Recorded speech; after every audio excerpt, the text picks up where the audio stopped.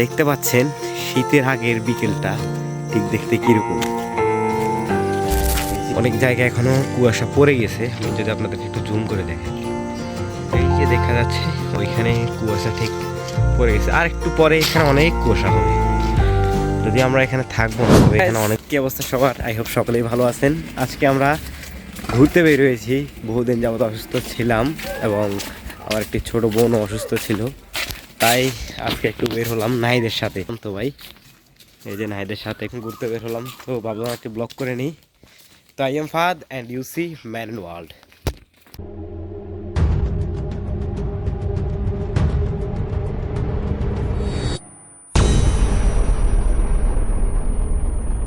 তো আজকে ব্লগ করার মেন উদ্দেশ্য হচ্ছে, যেহেতু আমাদের এদিকে শীতের আগমন ঘটেছে বা শীত চলে এসেছে, প্রায় হালকা একটু বাকি আছে। তো এখন শীতের ওয়েদারটা ঠিক গ্রামে কীরকম এটা আমি আপনাদেরকে একটু দেখানোর চেষ্টা করব। আমরা এখন কিছুটা ঘরবাড়ির মধ্যে আছি, একটু পরেই আমরা একটি খোলামেলা জায়গায় উপভোগ করব এবং দেখাবো আপনাদেরকে পরিবেশটা কীরকম শীতের আগে।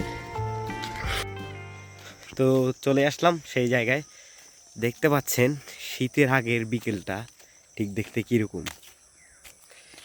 এই যে